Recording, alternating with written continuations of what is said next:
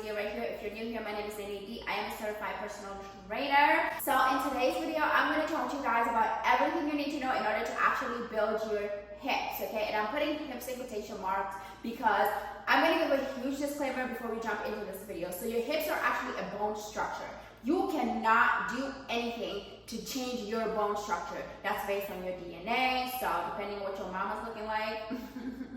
You either have really wide hips, or you have what's called a narrow hip, or the hollow look, okay, where your hips kind of cave in a little bit. So in today's video, I'm going to talk to you guys about if you are one of those people who does have the hollow hip, what you can do in order to give the illusion of you having wider hips, okay? And you can absolutely do something about this. So I don't want you to be discouraged, okay? You guys know I don't like to waste any time, so let's just go ahead and jump right into this. If you watch me from day one, you know I always talk about how you cannot spot target fat. What I mean by that is, say for example, you want to lose fat around your stomach. You can't just say, I'm going to work out and I just want to lose fat specifically around my belly. That's not how it works. You cannot do that. But you can absolutely spot target muscle. And this is why filling in your hip dips is something that you can totally do with the right workouts, the right diet, and of course being consistent and patient, because it's not something that you're going to be able to do within like 6 to 8 weeks. You need to be patient, you need to be consistent, and you need to actually do the right thing in order for you to get this. Now, to the fun part, let's talk about how and which exercises you need to do in order to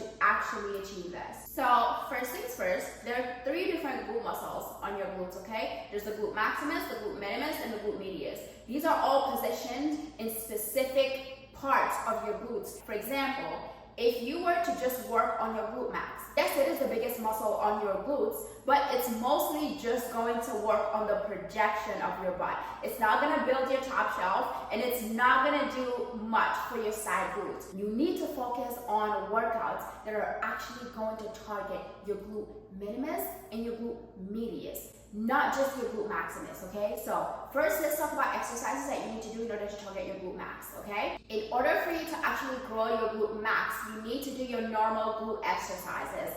That's your RDLs, your hip thrust, your Bulgarian split squats, your squats, okay? So all of those are gonna target your glute maximus, okay? And then on top of that, you also have to prioritize, and I cannot say this enough, you need to make sure that you're working just as hard, if not more, on your glute minimus and your glute medius. Those are things like your iso movements. For example, things like your cable abductions, your seated adductions. You need to do your clamshells if you're doing this at home, your fire hydrants.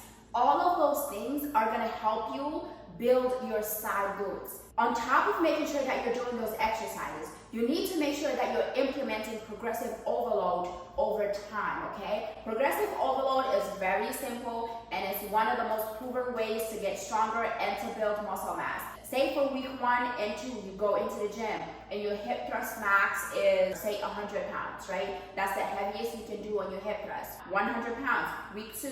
On week 3, I need you to go up in weights, okay? So that means try to do 102 pounds, 105 pounds, okay? You need to make sure that you're implementing progressive overload over time so that you're consistently challenging that muscle. Because every time you're in the gym and you work that muscle, what you're doing is you're tearing it. And then when you go home and you rest, if you're eating enough and you're meeting your protein intake, while you're resting, your muscle is growing, so your muscle is getting stronger.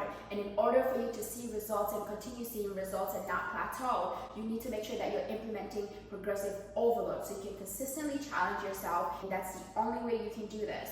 Now, on top of doing all of that, your diet is so important. I don't care what your fitness goal is, whether it's to lose weight, gain weight, maintain, do body recomp. Your diet needs to be up to par. I don't care how well you train in the gym. You cannot out-train a bad diet. And a bad diet doesn't necessarily mean that you're just eating like horrible foods. No. A bad diet, if your goal is to gain weight and you're eating at a caloric deficit, you're on a bad diet.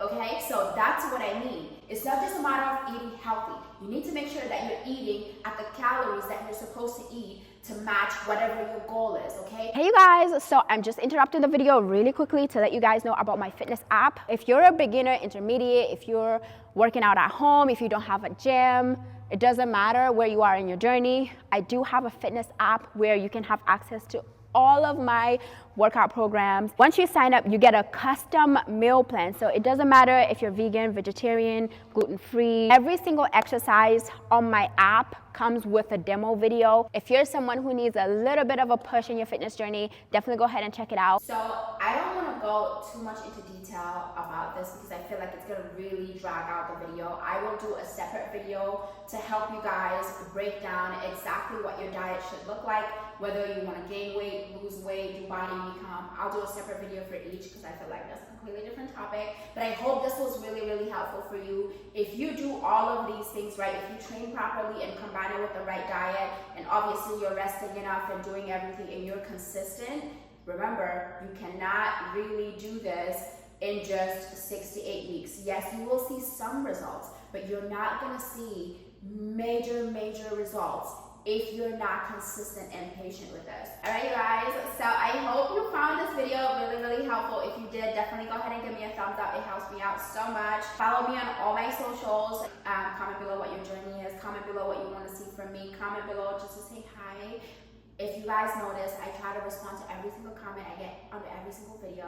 But yeah, I love you guys. Thank you so much for watching, and I'll see you on my next video. Bye you guys.